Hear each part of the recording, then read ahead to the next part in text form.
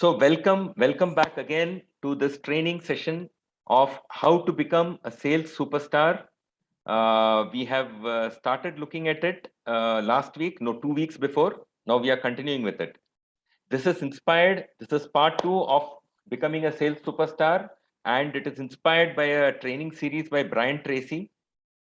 Today we are going to look at key number 2 and key number 3. Key number 2 being courage, and key number 3 being commitment. So let's start. So 21 keys to peak performance selling. That's 21 keys we are going to be seeing systematically. Last week we saw key number 1, which is ambition. Today, key number 2, which is courage. So this peak of performance selling, the courage is a very, very important aspect. Why is courage so important? Because most of us, if not all of us, most of us keep facing this issue of failures, and then we have to confront our fear about handling these failures. So top salespeople work continuously to confront their fears. The point is that anybody who is into sales cannot escape having to face failures. As we say, you have to cross this path of failures to reach the success. But because there are these failures that will come in our path, there is fear that people encounter. And how do top salespeople handle it? They work continuously to confront their fears. And this particular thing of not confronting their fear holds back the balance 80% who are not successful even though they are in sales. The biggest obstacle to your road to success is two major fears. There are two major fears which actually hold us back. You can actually look at it, you will see that it is true for each one of us. Number one, fear of failure. All of us want to avoid failure and we are afraid of being a failure. And number two is fear of criticism and rejection. There are these two things which, if we understand how to confront and why we should confront it, we can make a very, very big difference in everything that we do. So let's look at some very beautiful tips which Brian Tracy has to talk about.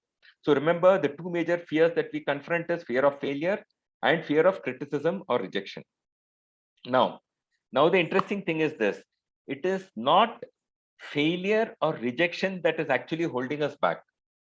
Again, please note, it is not the failure or rejection itself that is holding us back. It is the fear of failure or rejection. That means in anticipation of this happening, we start fearing it, and that holds us back. The anticipation of failure or rejection, the fear, anticipation of the fear of failure or rejection, just the fear. It is not the event itself that holds us back. Okay. This anticipation, it actually, for some of us, it just paralyzes us. It can paralyze you. It will just hold you back from what you need to do. You know that there are certain things you need to do, and just this fear will just hold you back.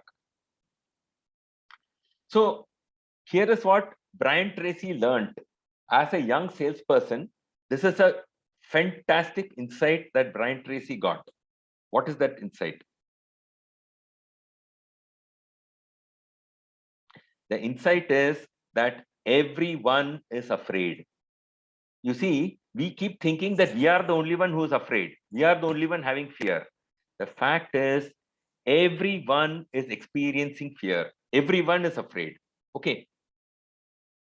So then, what is the difference between somebody who's a hero and somebody who's a coward? The difference is actually very, very simple. It will surprise you. The difference is this: that the hero is brave for just 2 minutes more. That's all. It is not that the hero is not afraid. The hero is also going through fear, but he holds on to his fear or holds back his fear for just 2 minutes longer. Okay. Everyone you meet anywhere in your life, in any situation, everyone you meet is afraid of failure and rejection. Okay. But the brave person confronts his fear, and in the process of confronting his fear, he just does whatever he needs to do anyway. I'm repeating it. Everyone we meet is afraid of failure and rejection, but the brave person confronts his fear and does what he has to do anyway, in spite of his fear.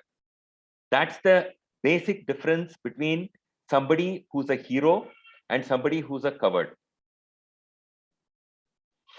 The average person moves away from the fear-causing situation. See, this is the basic difference. The brave person is confronting his fear and he does what he needs to do, whereas the average person will try and avoid the fear. This is just the fundamental difference. And the other thing that we said is, just for 2 minutes longer, the brave person holds on. Okay, it's not that he's not afraid, but he just holds on for a 2 minutes more. So here is something interesting that Glenn Ford, the actor, has said. You have to do what you fear. Otherwise, the fear is in charge. If you do not do what you fear, the fear will take charge of you. This is something that we have to remember. So that is another reason why we have to confront the fear and go beyond the fear. So, how to overcome your fear of rejection and failure? Whenever we get nervous and anxious about anything, okay, use these powerful words. Now, remember, we have been talking repeatedly at multiple points in the past, and even in this particular series, we have been talking about the power of positive affirmations. Okay, so here is a positive affirmation, a powerful affirmation that you can use. I can do it. I like myself. I am the best. Now, the thing is that, as we have seen earlier, repeating something, repeating what we want and keeping it continuously in our mind makes us that way. We've seen it. This is that law of cause and effect, that when we keep on reinforcing something in our mind, that what we are reinforcing becomes reality. And therefore, I'm saying, think of what you want. Don't think of what you do not want. So here, the affirmation that you can use is, I can do it. I like myself. I am the best. The more you repeat these words, the lower will your fear become, and the higher your self-esteem and confidence will become. Okay. That as you keep repeating it and as you keep taking action, your fear becomes lower and lower, and your self-esteem becomes higher and higher, to a point where you feel you become unstoppable. Okay. That is the key thing, that you will actually reach a point where nothing can stop you. Okay. And being unstoppable is the mindset of a high performance salesperson. Anybody who's a top salesperson is actually unstoppable. The question is, can we become unstoppable? Here is another beautiful quote. Beautiful quote. Some of you may recognize who is this person in the picture. Success is the ability to go from one failure to another with no loss of enthusiasm. Just look at the power and the beauty of these words. Success is the ability to go from one failure to another with no loss of enthusiasm. These are the words of Sir Winston Churchill, who headed Britain as the Prime Minister during the Second World War. Okay, so as a Prime Minister, or even before that, is it that he has not seen failures? He must have seen tons and tons of failures, and this is the wisdom that he's gained. That being successful, the ability is the ability to go from one failure to another with full enthusiasm. So this aspect of enthusiasm is something that we are going to see next. So the next key to peak performance selling is commitment. Top salespeople, they have a very, very strong belief in a certain set of things. What are the things that they believe in? Let's look at it. One, top salespeople, they have a strong belief in their company. One. Second, they have a strong belief in the company's products and services. Third, they have a strong belief in their customers. And fourth, in particular, okay, they have a very strong belief in themselves and their ability to succeed. As we have seen earlier, top salespeople are, they have a very, very high level of self-esteem and self-confidence, and therefore they have a strong belief in themselves. Now, remember that there is a direct relationship between the belief that you have in yourself and the products of your company. There is a strong connection between these two and your ability to convince another person that the products are good for them also, right? So therefore, before you think of having the ability to convince others, first have a confidence in yourself. And as we have seen earlier, for some of you who are new to this, I want to invite you to watch the previous series, okay, where we have spoken about this power of affirmation, where we can actually build our self-esteem and build our self-confidence.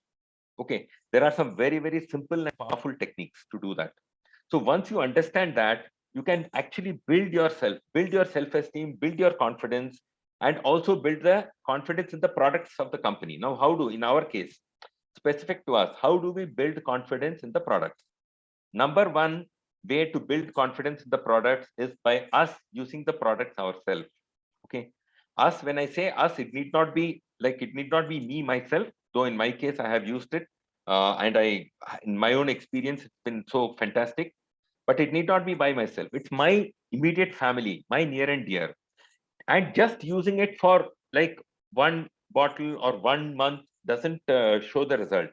Give yourself minimum 3 months, and this is true for all our customers also. We tell them, give yourself at least 3 months of consistent use. So that is one way in which you can build the confidence in the products. There are many of us here in this training, some of the older people who have actually used the products and they have had fantastic personal experiences. The second way you can build your confidence in the products is the training sessions that the company is offering.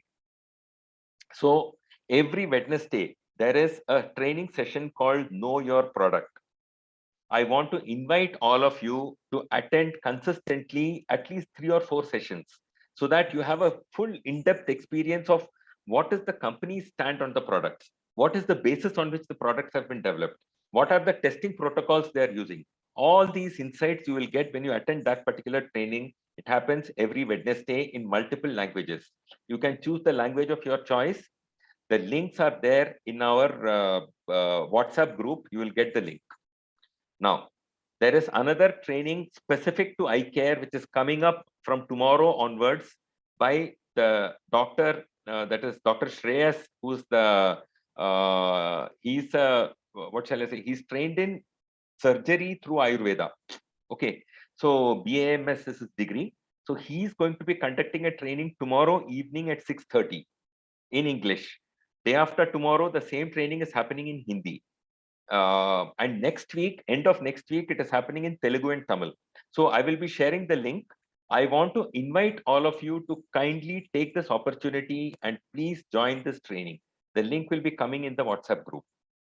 So these are the ways in which you can build the confidence. And the moment you start sharing the products with your customers, what will happen is that some customer uses it, they get their experience, that will build your confidence further. But it has to start with you. It has to start with you and your family. So some of you may have heard this. Sales is often referred to as a transfer of enthusiasm. The more enthusiastic and convinced you are, the more contagious is the enthusiasm. See, I have heard so many of our team people tell me that, just now, for example, the intensity with which I'm talking. Okay. Many people have said that, wow, this is like so, so powerful. That is the enthusiasm that you have to carry. Okay. And sales is the transfer of this enthusiasm to the customer. Your enthusiasm has to be so intense and so contagious that just about anybody who comes around you, they should get infected with this enthusiasm.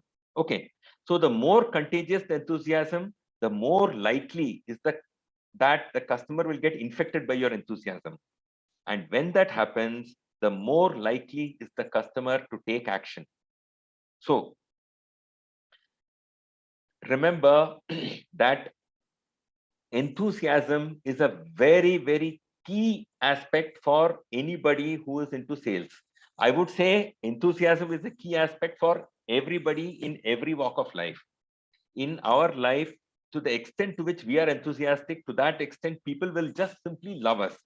We keep thinking, oh, we want people to kind of, we are kind of looking for or seeking this kind of energy and happiness in other people. I'm saying if we can be the source of that energy, we can be the source of that enthusiasm, we will be like magnets. Can you imagine what I'm saying? That if you just think of it, you think of in your life, who are the people whom you like the most in your life?